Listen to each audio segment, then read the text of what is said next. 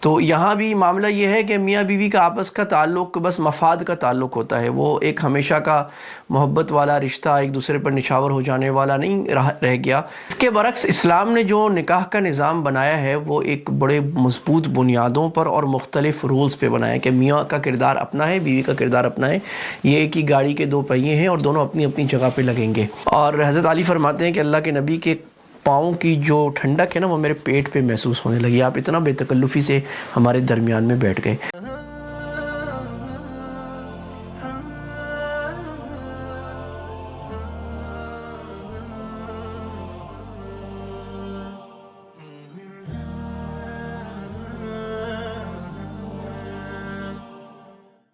معاملہ یہ ہے کہ اس زمانے میں کچھ یہ کہا جانا شروع ہونے لگا کہ عورتوں کے اوپر گھر کی خدمت ضروری نہیں ہے، اور یہ بعض دفعہ دیندار حلقوں سے بھی یہ بات آواز اٹھنے لگی، اور میں سمجھتا ہوں اس کی وجہ دو ہیں۔ دیندار حلقوں میں جو بات آئی اس کی تو وجہ کچھ غلط فہمی ہے چند فقہا یا کے اقوال کی وجہ سے، اور بیسکلی یہ ٹرینڈ چلا ہے ویسٹرن فیمنسٹ یا لبرلزم کی وجہ سے، کہ مغربی تہذیب نے یہ طریقہ ڈال دیا کہ میاں بیوی دونوں آزاد ہیں، اور عورت کو آزادی کے نام پر باہر نکالا کہ وہ جائے اپنا کام کرے، میرا جسم میری مرضی، جو میں چاہوں میں کروں گی، اور I am free to do anything I want. اور یہاں مغربی ممالک میں جہاں میں ابھی ہوں بھی، تو یہاں بھی معاملہ یہ ہے کہ میاں بیوی کا آپس کا تعلق بس مفاد کا تعلق ہوتا ہے، وہ ایک ہمیشہ کا محبت والا رشتہ، ایک دوسرے پر نچھاور ہو جانے والا نہیں رہ گیا۔ خاص طور پہ جو ان میں بھی مغربی لوگوں میں جو روایت پسند لوگ نہیں ہیں یا بہت لبرل ہیں یا بہت زیادہ پڑھ لکھ گئے ہیں، تو اس میں بس میاں بیوی دونوں آپس میں ایسے ہی رہتے ہیں کہ دو کرایہ دار اکٹھے آ کے رہتے ہیں، اور چادر صحیح کر دی دونوں نے مل کے، دونوں نے گھر کے کام مل کے کرنے ہیں، اور دونوں نے باہر جا کے بھی کام کرنا ہے، اور جب مفاد پورا ہو گیا تو چھوڑ دیا۔ لہٰذا ایوریج جو طلاق کا ریشو ہے وہ بھی بہت زیادہ ہے اس وقت۔ صرف امریکہ میں 55% لوگ جو ہے وہ ایسے ہیں جن کی طلاق ایک دفعہ کم سے کم ہو چکی ہے۔ اس کے برعکس اسلام نے جو نکاح کا نظام بنایا ہے وہ ایک بڑے مضبوط بنیادوں پر اور مختلف رولز پہ بنایا ہے کہ میاں کا کردار اپنا ہے، بیوی کا کردار اپنا ہے، یہ ایک ہی گاڑی کے دو پہیے ہیں اور دونوں اپنی اپنی جگہ پہ لگیں گے۔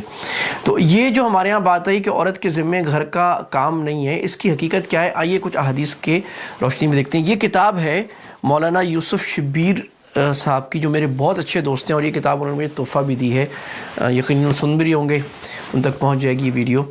اور وہ بڑے محقق مزاج کے آدمی ہیں، کتابیں لکھتے ہیں ماشاءاللہ۔ برطانیہ کے ایک شہر بلیک برن میں ہے ان کے والد صاحب، حضرت مولانا شبیر صاحب دامت برکاتہم، وہاں کے بلیک برن کے دارالعلوم کے شیخ الحدیث ہیں۔ تو انہوں نے یہ کتاب لکھی، اور اس میں انہوں نے احادیث اور فقہا کے اقوال کی روشنی میں یہ بات سمجھائی کہ عورت کے اوپر گھر کی خدمت کرنا کی حیثیت کیا ہے، اور اکثر احادیث ہوئے جس میں عورت گھر کی خدمت کر رہی ہے، اس کو کہا جا رہا ہے، اور انہوں نے 52 احادیث اس موضوع پر جمع کی ہیں، عورت کا گھر پہ خدمت کرنا۔ اب بعض احادیث سے وجوب ثابت ہو رہا ہے، ضروری ثابت ہو رہا ہے، بعض سے یہ ثابت ہو رہا ہے کہ کرنا اس کے لیے بہتر ہے۔ تو ان چند احادیث کو ہم دیکھ لیتے ہیں مثال کے طور پر، جو ان میں سب سے اہم احادیث ہیں اور سب سے مضبوط ہیں۔ مثال کے طور پہ یہ حدیث ہم سب کو معلوم ہے، تسبیحات فاطمہ جس کو ہم کہتے ہیں، سبحان اللہ، الحمدللہ، اللہ اکبر، 33 اور 34۔ اس کی حقیقت، اس حدیث کی کیا، بخاری شریف کی روایت ہے۔ حدیث یہ ہے کہ حضرت فاطمہ رضی اللہ عنہا گھر کے کام کیا کرتی تھیں، اور کام کرتے کرتے ان کے کندھوں پر ان کے کندھے جو ہیں اس پر ورم آ گئے تھے، اور وہ گھس گئے تھے، یعنی ان پہ نشان آ گئے تھے، ہاتھوں پہ نشان آ گئے تھے۔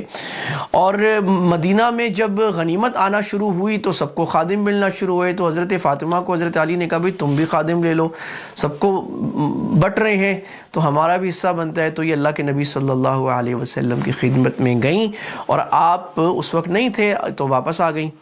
بعد میں اللہ کے نبی کو حضرت عائشہ نے بتایا کہ فاطمہ آئی تھی، تو اللہ کے نبی کو اپنی بیٹی سے بڑی پیار تھا، آپ آئے، اس وقت فاطمہ اور علی بستر پہ تھے، تو اٹھنے لگے، آپ نے کہا نہیں نہیں ایسی رہو، اور آپ ان دونوں کے بیچ میں بیٹھ گئے۔ اس سے بے تکلفی ثابت ہو رہی ہے کہ سسر کتنی بے تکلفی سے دونوں کے ساتھ، میاں بیوی کے ساتھ بیٹھتا ہے، اور اپنے داماد کو بھی اپنا بیٹا سمجھتا ہے۔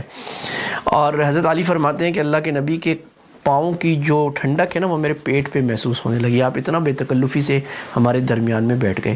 اور آپ نے فرمایا فاطمہ تم آئی تھی تو تمہیں کیا چاہیے تھا؟ تو حضرت فاطمہ نے کہا یا رسول اللہ خادم اگر ہمیں بھی مل جائے. حضرت علی نے کہا یہ چکی پیستی ہیں، سارے کام اپنے ہاتھ سے گھر کے کرتی ہیں. تو آپ نے فرمایا خادم دے دوں یا اس سے بہتر چیز دے دوں؟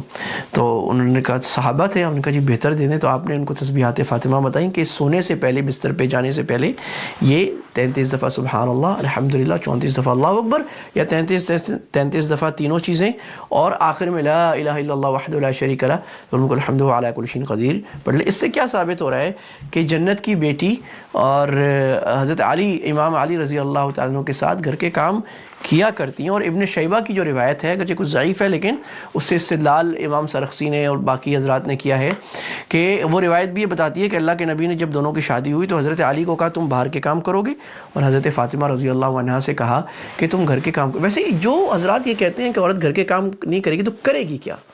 پھر کیا کرے گی؟ مرد تو جائے گا 8-10 گھنٹے بیچارہ محنت کرے گا، خون پسینے کمائی کر کے گھر میں چیزیں بھی لے کے آئے گا کمائی کبھی.